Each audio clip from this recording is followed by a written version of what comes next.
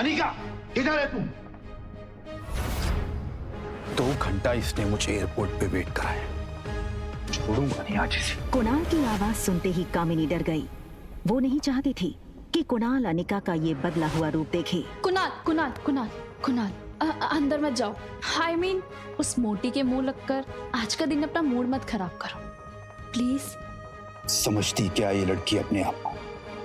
2 घंटे तक एयरपोर्ट पे धूप में खड़ा किया इसने मुझे। इसे तो कुणाल, वो दरअसल तुमसे मिलने पर शर्मा रही हो।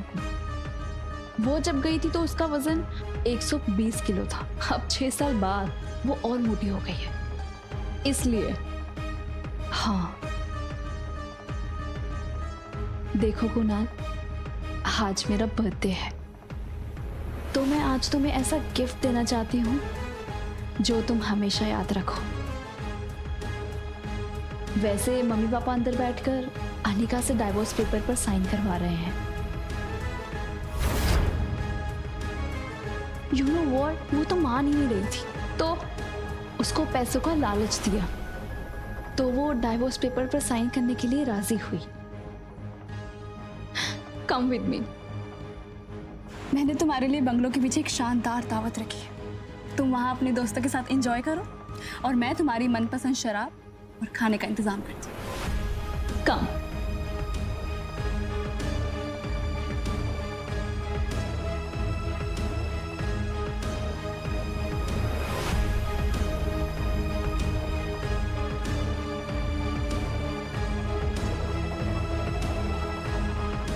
उसी वक्त कुणाल के फोन पर उसके ड्राइवर राजू का मैसेज आया जिसमें लिखा था होटल पैराडाइज इंटरनेशनल। मैसेज पढ़कर कुणाल के चेहरे पर तुरंत ही एक स्माइल आ गई।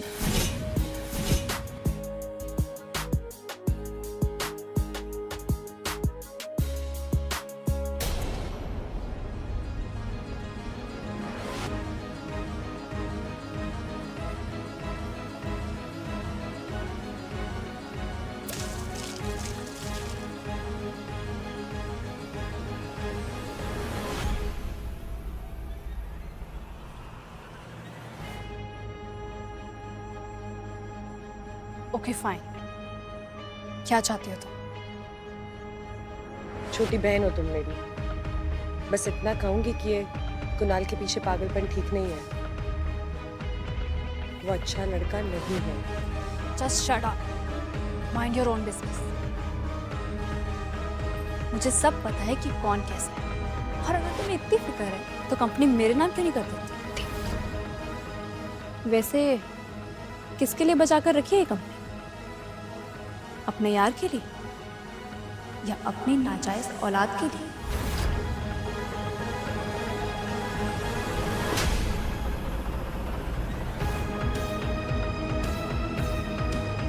खबरदार, अगर मेरी बच्ची को नाजायज कहा तो। अनिका गुस्से में निकल गई। तभी वहां भागते हुए प्रीति आई।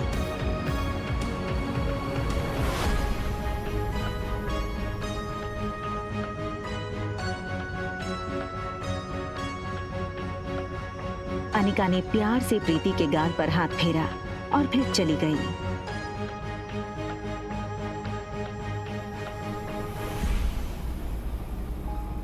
अनिका दुनिया में हर चीज से लड़ सकती थी, मगर कोई उसकी बेटी को नाजायज कहे ये उसे बर्दाश्त नहीं था। किसके लिए बचा कर रखी है ये कंपनी? अपनी नाजायज औलाद के लिए। लेकिन इसके साथ ही उसके पास इस बात का भी कोई जवाब नहीं था कि रिया का बाप था कौन। अनिका आज तक उसकी जिंदगी की इस सबसे बड़ी पहेली को सुलझा नहीं पाई थी। वो ये सब सोच ही रही थी कि तभी अचानक उसे कुछ याद आया। अनिका ने अपनी फार्मा कंपनी के पुराने वफादार मैनेजर मनोज को फोन लगाया। Hello uncle. आज इतने सालों बाद कंपनी के मालकिन ने इस मुलाजिम को याद किया। एक्चुअली बस ये पूछना था कि कंपनी ठीक तो चल रही है ना? बेटा बस यूँ समझ लो, डूबती नाव में बस छेद पकड़ के बैठा हूँ। फिर भी सालाना 4-5 लाख का प्रॉफिट हो जाता है, जो मैं गौतम जी को भिजवा देता हूँ। अगर तुम चाहो तो अगली बार से तुम्हें भेज दूँ। नहीं नहीं अंकल, उसकी कोई जरूरत नहीं है। आप अपना ख्याल रखिएगा। आखिर क्या है इस छोटी कंपनी में जो डोगरा साथ धोकर इसके पीछे पड़ गए हैं? पहले मेरे जरिए ये कंपनी हड़पने की कोशिश की और उसी के चलते कुनाल से मेरी शादी करवाई, और अब कामिनी के जरिए ये कंपनी पाना चाहते हैं। लेकिन क्यों? तो कंपनी मेरे नाम क्यों नहीं करती? होटल की तरफ टैक्सी बढ़ी रही थी कि तभी अनिका को याद आया कि उसने अपनी बेटी को एक प्रॉमिस किया था। मम्मा जल्दी वापस आ जाएगी और आते हुए ना आपकी फेवरेट चॉकलेट आइसक्रीम ले आएगी, ठीक है? Mama loves you and she miss you a lot. लेकिन अनिका इस बात से अनजान थी कि उसने प्रॉमिस रिया को नहीं बल्कि रोहित मारवा के बेटे आर्यन को किया था। होटल पहुंचते ही अनिका की कार को सिक्योरिटी गार्ड्स ने घेर लिया और वो अनिका का रास्ता रोक के खड़े हो गए। ये क्या बदतमीजी है? इस तरह से मेरा रास्ता रोकने का क्या मतलब है? सॉरी मैडम, हमें आपका सामान चेक करना होगा। बैग चेक करो। अनिका को कुछ समझ नहीं आया। उसके पास सिर्फ एक पर्स और चॉकलेट आइसक्रीम थी। Yes sir, it is chocolate ice cream. Kunal ने आज की पार्टी एंजॉय की। कंग्रेचुलेशंस बेटा। आज कामिनी के बर्थडे के मौके पर मेरी तरफ से तुम दोनों के लिए तोहफा। Thank you very much. बहुत जल्द हम तुम दोनों की शादी पक्की कर देंगे।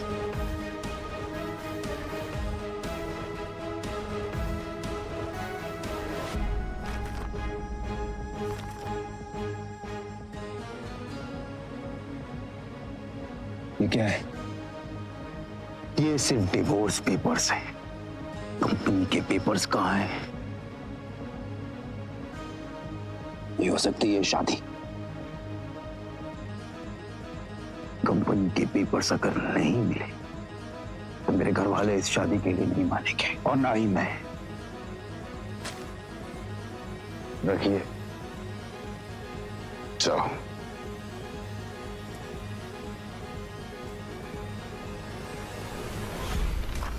दिल मिलाई अनिका को ये समझ नहीं आ रहा था नीचे लॉबी में उसके साथ क्या हुआ और क्यों हुआ। उसने होटल बदलने का मन बना लिया और रिया को लेने बेडरूम में गई। पर रिया को इस तरह देखकर अनिका का गुस्सा एक सेकंड में शांत हो गया। वो रिया के माथे को चूमती है।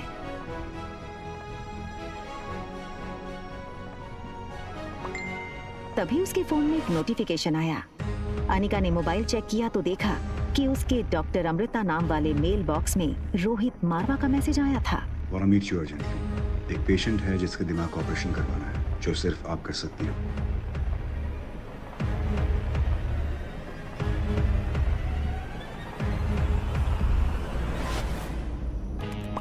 दिमाग का इलाज पहले आपको करवाना चाहिए। वहाँ रोहित डॉक्टर अमृता का मैसेज पढ़कर शॉक हो गया।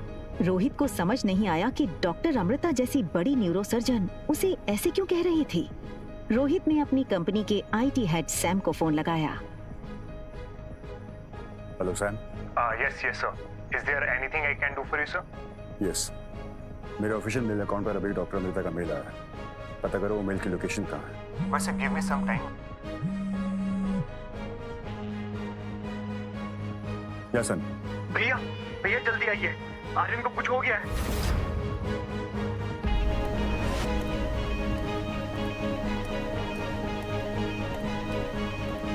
रोहित ने लिफ्ट में टॉप फ्लोर का बटन दबाया, मगर आज उसे अपनी लिफ्ट की स्पीड बहुत स्लो लग रही थी। आर्यन पर जरा सी तकलीफ आए तो रोहित बर्दाश्त नहीं कर सकता था। सनी दरवाजे पर रोहित का इंतजार कर रहा था।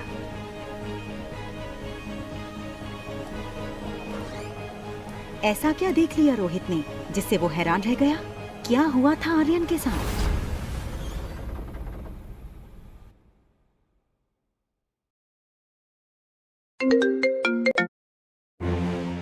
भैया come fast, Aryan is not well.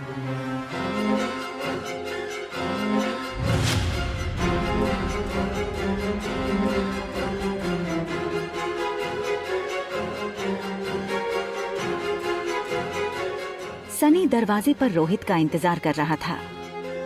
Rohit सीधा बेडरूम की तरफ भागा और वहां रोहित ने जो देखा वो उसकी समझ से बाहर था। आर्यन गहरी नींद में था और वो नींद में एक ही चीज बोले जा रहा था, मम्मा चॉकलेट आइसक्रीम, मम्मा चॉकलेट आइसक्रीम, रोहित के लिए ये चीज बहुत शॉकिंग थी। रोहित ने आर्यन को माँ और बाप दोनों का प्यार दिया था, फिर आज ये अचानक आर्यन नींद में अपनी माँ को क्यों याद कर रहा था? ब्रो,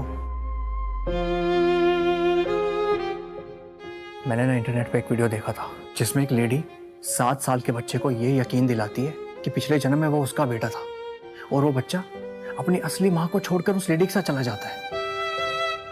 तुम कहना क्या चाहते हो? ब्रो, वो सामने वाली ब्यूटीफुल सी दीदी, उनसे मिलने के बाद आर्यन का बिहेवियर काफी चेंज हो गया है।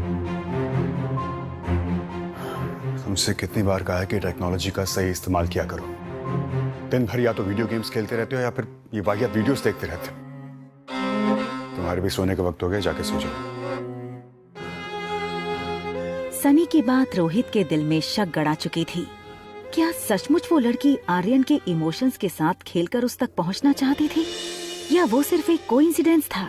एक तरफ आर्यन के मुंह से मम्मी सुनकर रोहित परेशान था और दूसरी तरफ अनिका सोच रही थी कि आखिर उसके खोए हुए बेटे को कैसे ढूंढे, किससे मदद मांगे। इन 6 सालों में अनिका ने सारे गुमशुदा बच्चों की पूरी जानकारी इकट्ठा की हुई थी। अनिका उस इंसान तक पहुंचना चाहती थी जिसने उसके बेटे को हॉस्पिटल से किडनैप किया था, लेकिन कोई भी सुराग उसके हाथ नहीं लग रहा था। एक बार उसने बैंगलोर से कॉल करके मनाली पुलिस को कंप्लेंट की थी, मगर छानबीन में पाया गया कि ना तो हॉस्पिटल में उसके जुड़वा बच्चे पैदा होने का कोई रिकॉर्ड था और ना कोई गवाह था, जिससे ये साबित होता कि अनिका ने जुड़वा बच्चों को जन्म दिया था। मैडम, जो बच्चा कभी जन्मा ही नहीं, वो गायब कैसे हो सकता है? वो ये सब सोच ही रही थी, तभी अनिका को याद आया कि उसकी स्कूल का एक दोस्त पंकज इन दिनों मनाली पुलिस में सब इंस्पेक्टर है। हेलो पंकज। अनिका बोल रही हूँ। Hi Anika, how are you? Anika ने पंकज को अपनी कहानी बताई कि कैसे एक आदमी ने डिलीवरी के तुरंत बाद हॉस्पिटल से उसका बच्चा चुराया था। प्लीज कुछ करो ना, कोई तो रास्ता होगा जिससे मैं अपने बेटे तक पहुंच सकूं। पंकज पहले से ही इस केस से वाकिफ था। देखो अनिका, ऑफिशियली मैं तुम्हारी कोई मदद नहीं कर सकता, क्योंकि कहीं भी कोई भी ऐसा रिकॉर्ड नहीं है जिससे ये साबित हो कि तुम्हारे जुड़वा बच्चे हुए थे। I am really sorry Anika. Anika का दिल बैठ सा गया। उसके बेटे तक पहुंचने की उसकी उम्मीदें कम होती नजर आ रही थीं।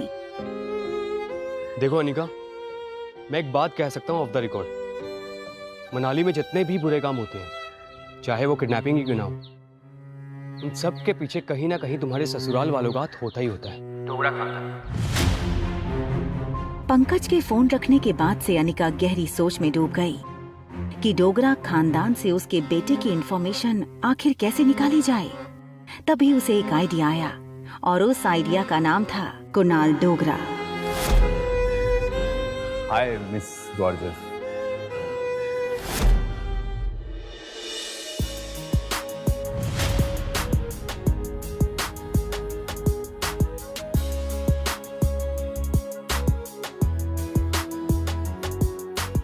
रिया अभी अपनी गेम में इतनी इन्वॉल्व थी कि उसके पास क्या चल रहा है उसकी कोई खबर ही नहीं थी।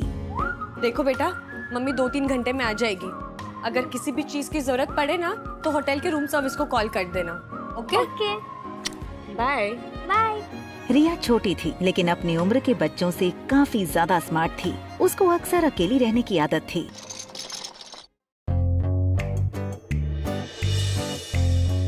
और सुनो, कुछ भी हो जाए रूम से बाहर मत निकलना। हमारे रूम के सामने ही ना एक छोटा पागल और एक बड़ा पागल रहता है, ठीक है? नहीं जाऊंगी। Love you. बाय। बाय।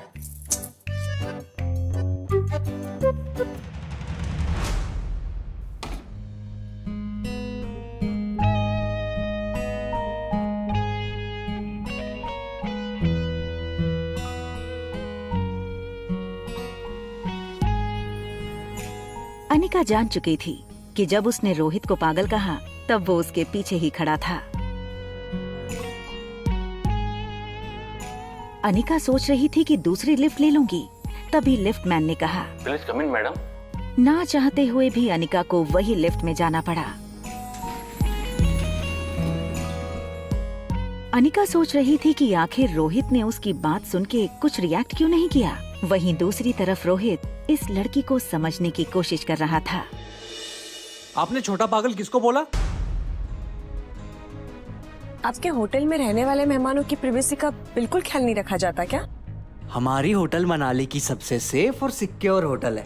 इतनी सिक्योरिटी के बावजूद ना कल मेरी चॉकलेट आइसक्रीम चोरी हो गई थी। इनफैक्ट कुछ डाकू आए और मेरी आइसक्रीम लूट के चले गए। एक्सक्यूज मी, आपने हमें डाकू बोला? हाँ बोला, क्योंकि कल तुम्हारी वजह से पहली बार मैं अपनी बेटी को दिया हुआ प्रॉमिस पूरा नहीं कर पाई। क्या मतलब? वो चॉकलेट आइसक्रीम आप अपनी बेटी के लिए लाई थी?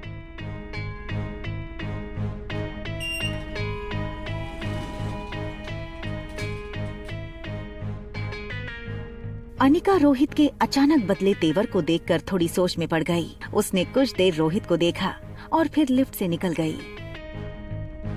मुझे लगता है हम इस लड़की के बारे में गलत सोच रहे थे। वो आइसक्रीम उसने अपनी बेटी के लिए मंगाई थी। No bro, I am telling you कि लड़की जैसी दिखती है ना वैसी है नहीं। देखा नहीं जाने से पहले कैसे देख रही थी तुम्हें? होटल लॉबी से बाहर निकलते हुए अनिका इस बात से बिल्कुल बेखबर थी कि एक बहुत बड़ा सरप्राइज उसका इंतजार कर रहा था। उसका एक्स हस्बैंड कुणाल डोगरा। कुणाल सुबह से वेटिंग एरिया में अनिका का ही इंतजार कर रहा था, लेकिन उसको देखते ही उसने बहाना बनाते हुए कहा, हाँ, व्हाट अ सरप्राइज। देखिए ना, मैं यहाँ पे किसी से मिलने आया था और किसे पता था कि आप मिल जाएंगी।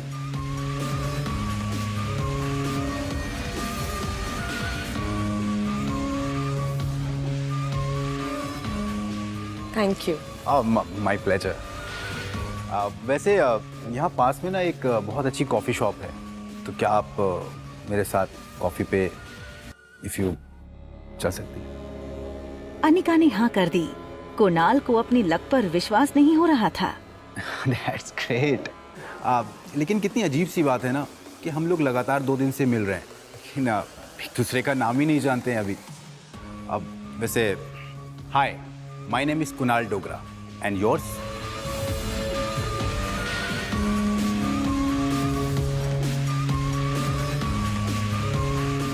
Ragini. Pleasure to meet you miss Ragini.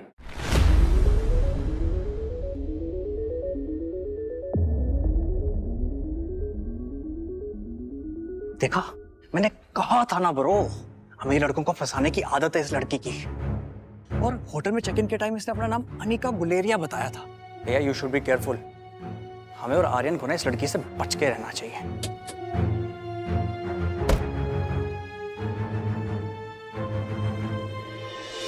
सारे रास्ते अनिका ने सिर्फ कुणाल की बातें सुनी थी, लेकिन वो मन ही मन सोच रही थी कि वो कुणाल से अपने बच्चे के बारे में कैसे पूछे। Please coffee.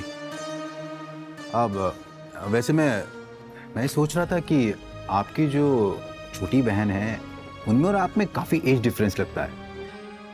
वो होंगी 6-7 साल की, आप 21-22। काफी जानकारी है आपको मेरे बारे में। हाँ, मतलब वैसे कुछ जानकारी मैंने भी आपके बारे में इकट्ठा की हुई है। अच्छा जी, जैसे कि आप मैरिड हैं। इनफैक्ट आपकी शादी के वक्त आपकी वाइफ 4 मंथ्स प्रेग्नेंट थी, राइट? रागिनी, तुम ये सब कैसे जानती हो? अरे आप ही ने कहा था ना कि मनाली में किसी से भी कुणाल डोगरा के बारे में पूछ लो तो वो मुझे आपके घर तक पहुंचा देगा। देखो रागिनी, सच ये है कि उस लड़की के साथ मैंने 2 मिनट से ज्यादा नहीं बिताए। शादी के फेरे लेते ही मैं दिल्ली चला गया था। फिर जब लौट करके आया तो उसकी डिलीवरी की डेट आ चुकी थी। उसने एक बेटी को जन्म दिया। फिर उसके बाद वो अपनी मौसी के साथ बेंगलोर चली गई। बस इतना ही? उसका बेटा कहाँ है?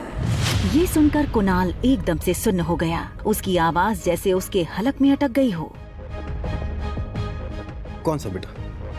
तुम किस बेटे की बात कर रही हो? उसका बेटा, उस लड़की ने जुड़वा बच्चों को जन्म दिया था ना, तो लड़का कहाँ है? कुणाल चौंका तो था ही, लेकिन साथ ही उसको हल्का सा शक हुआ कि रागिनी इस तरह अनिका के बारे में क्यों पूछ रही है, और तभी अनिका बात घुमाते हुए बोली, ऑनेस्टली मैं किसी ऐसे से दोस्ती नहीं कर सकती जो अपनी लाइफ की बातें मुझसे छुपाए। I am really sorry.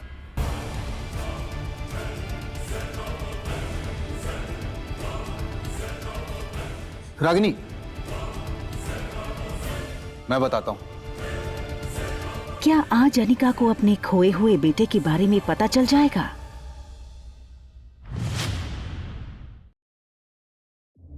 उसका बेटा, उस लड़की ने जुड़वा बच्चों को जन्म दिया था ना, तो लड़का कहाँ है? ये अनिका के बारे में इतना क्यों पूछ रही है? ऑनेस्टली मैं किसी ऐसे से दोस्ती नहीं कर सकती जो अपनी लाइफ की बातें मुझसे छुपाए। I am really sorry. Ragini, मैं बताता हूँ। अनिका की धड़कनें तेज हो चुकी थीं। पिछले 6 सालों से अनिका को बस इसी पल का इंतजार था कि कहीं से उसके बेटे की कोई खबर मिले। एक बेटे को अपनी माँ के साथ देखकर अनिका को अपने खोए हुए बेटे की याद आ गई और वो चाहकर भी अपने आंसुओं को रोक नहीं पाई। लेकिन फिर अपने आंसुओं को छुपाने के लिए तुरंत अनिका ने पर्स से सनग्लासेस निकाले और पहन लिए। अगर आज ये निकल गई तो फिर बहुत मुश्किल से हाथ आएगी। मुझे रागिनी को रोकना होगा। देखो रागिनी, मैं सच में नहीं जानता हूँ कि वो बच्चा इस वक्त कहाँ पे है, लेकिन ये जरूर जानता हूँ कि अनिका के पापा गौतम ने उसे किडनैप किया। ये सुनकर अनिका पूरी तरह से टूट चुकी थी।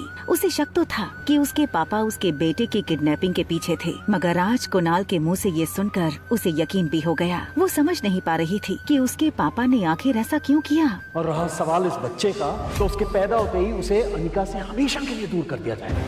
मेरा यकीन है। रागिनी, तुम इतना नर्वस क्यों हो रही हो?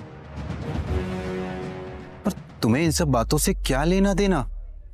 क्यों परेशान हो रही हो तुम? मैं इतनी जल्दी किसी से दोस्ती नहीं करती, और जब तक उनके बारे में पूरी इंफॉर्मेशन ना मिल जाए ना, मैं दोस्ती नहीं करती। अब तो मिल गई, तो दोस्ती का हाथ बढ़ा दो। अनिका के लिए अब कुणाल किसी काम का नहीं था, क्योंकि वो जानती थी कि कुणाल उसे उसके बेटे तक नहीं पहुंचा सकता। इतनी आसानी से नहीं, तुम्हें थोड़ा और इंतजार करना पड़ेगा। कोई बात नहीं, शहर की लड़की है ना, तो नखरे तो दिखाएगी।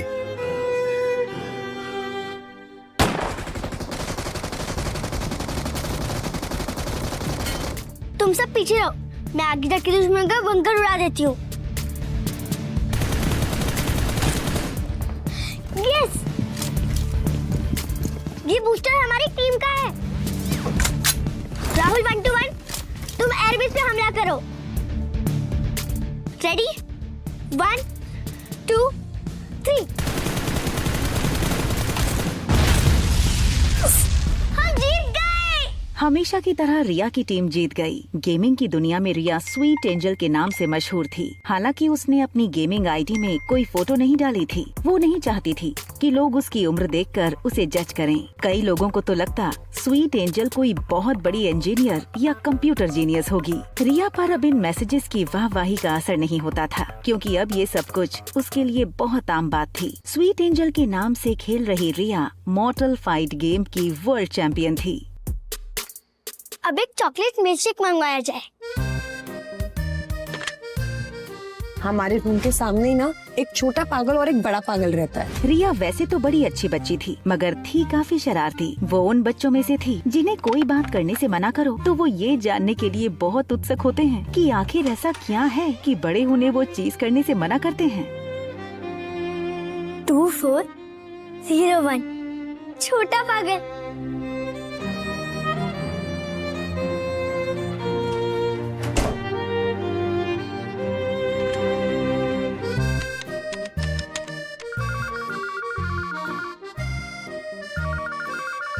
हमेशा तुम्हारी वजह से ना गेम हार जाता है यार।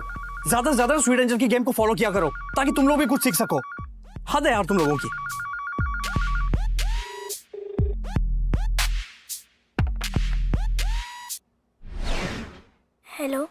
छोटे पागल। मैं पागल नहीं हूँ। तुम्हें ये बात मेरे टीचर ने बताई क्या? अच्छा, तो तुम्हारी टीचर भी ये बात जानती है? मेरी टीचर कहती है मुझे स्पेशल स्कूल जाना चाहिए। क्या तुम स्कूल जाती हो? ऑफ कोर्स, हर बच्चा स्कूल जाता है। तुम नहीं जाते क्या? मैं स्कूल जाता था जब हम पूरी फैमिली के साथ रहते थे। फिर डैड मुझे यहाँ लेकर आ गए। ये होटल डैड की है और अब हम इस होटल में ही रहते हैं और ट्यूशन टीचर भी यही आती है मुझे पढ़ाने। स्कूल नहीं जाते, होटल को अपना घर बना रखा है। अच्छा एक बात बताओ, तुम्हारा कोई फ्रेंड है यहाँ पर?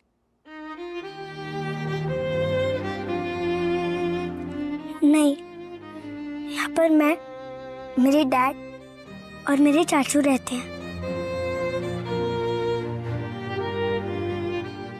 अच्छा, तुम मेरे फ्रेंड बनना चाहोगे? आर्यन, जिसकी लाइफ में सिर्फ 2 चीजों की कमी थी, माँ और दोस्त की, इसलिए आर्यन ने बिना वक्त गवाए तुरंत हाँ कर दी। हाँ, मेरा नाम रिया है। तुम्हारा नाम क्या है? I am Aryan. तुम कहाँ से बोल रही हो? मैं तो तुम्हारे सामने ही रहती हूँ। मेरी मम्मा और मैं तुम्हारे होटल में गेस्ट हैं। अच्छा एक बात बताओ, तुम मुझसे मिलना चाहोगे? ये सुनकर आर्यन ने बाहर सनी को देखा। उसे लगा कि सनी तो अपनी ही प्रॉब्लम से परेशान है। मगर कैसे? मेरे डैड मुझे अकेले बाहर नहीं आने देंगे। तुम बच्चे हो क्या? हाँ, मैं मम्मा को बोल देती हूँ कि मुझे पिज्जा खाना है, इसलिए मैं नीचे जा रही हूँ। और जब मम्मा आएगी तब तुम भी उनसे मिल लेना। ओके? अब मैं रखती हूँ फोन और 15 मिनट के बाद नीचे लॉबी में आ जाना। बाय। पर हम एक दूसरे को पहचानेंगे कैसे? Very good question. अच्छा एक काम करो, तुम ब्लैक टी शर्ट और ब्लैक पैंट पहन के आओ। मैंने भी वही पहना होगा। हमारी ड्रेस से हम एक दूसरे को पहचान लेंगे। Okay bye. और सनी की तरफ देखते हुए और उससे बचते हुए दबे पांव अंदर बने दूसरे कमरे में चला गया, जो आर्यन का ही कमरा था। I want to eat pizza. Come fast. दूसरी तरफ रिया ये सोचकर खुश थी कि इस नई जगह पर उसने नया दोस्त बनाया था। सनी अब भी कानों में हेडफोन डाले फोन पर बिजी था। आर्यन में इतनी हिम्मत पहले कभी नहीं आई थी। उसे पता था कि अगर रोहित को पता चला तो बहुत स्ट्रिक्ट पनिशमेंट मिल सकती है, मगर नए दोस्त और बाहर पिज्जा की लालच से उसे रिस्क उठाने की हिम्मत मिली। अपने रूम के बाहर अकेले कदम रखते ही आर्यन का कॉन्फिडेंस और बढ़ गया। आर्यन की नजर सामने वाले स्वीट 2402 पर पड़ी। उसे लगा प्लान में थोड़ा चेंज होना चाहिए। क्यों ना वो और उसकी नई दोस्त यहीं से साथ चले। तभी लिफ्ट खुलने की आवाज आई। आर्यन का दिल डर के मारे जोर जोर से धड़कने लगा। उसने सोचा कि अगर रोहित ने उसे इस तरह रूम के बाहर देख लिया तो पता नहीं क्या होगा।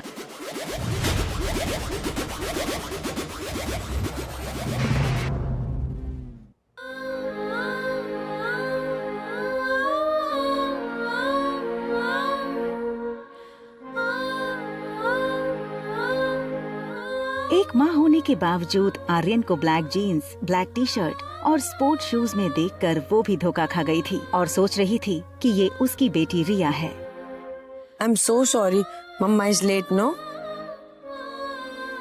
और ये क्या बदमाशी है रूम से बाहर आने की? अनिका अपने रूम का दरवाजा खोलने के लिए आगे बढ़ी। रूम के अंदर रिया थी, लेकिन इससे पहले कि अनिका रूम खोल पाती, उसकी नजर रिया के मैसेज पर पड़ी। आई एम सो सॉरी। भूख लगी होगी ना तुम्हें? चलो किसी अच्छे से रेस्टोरेंट में जाके पिज्जा खाते हैं। ओके चलो। जब से आर्यन अनिका से मिला था वो बस उसे ही देखे जा रहा था।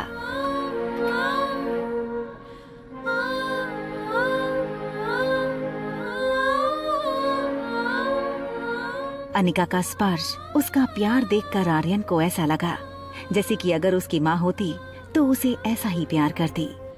आर्यन ये तक भूल चुका था कि उसे उसकी नई दोस्त को मिलना था। इस वक्त आर्यन को अनिका की ममता के आगे और कुछ नहीं दिख रहा था। लिफ्ट में अनिका की बगल में खड़ा आर्यन धीरे से अचानक अनिका की उंगली पकड़ लेता है। ये देखकर अनिका को थोड़ा अजीब लगा और उसने आर्यन की तरफ देखा। आर्यन की आंखें जैसे अनिका की आंखों से पूछ रही हों कि माँ तुम कहाँ थी। अनिका, जो आर्यन को रिया समझ रही थी, उसने एक पल के लिए सोचा कि रिया ऐसे इमोशनली क्यों देखी जा रही है उसको। आर्यन ने आंखें बंद कर ली और अनिका को जोर से पकड़कर हक कर लिया, मानो जैसे आर्यन को हमेशा से इसी पल का इंतजार था।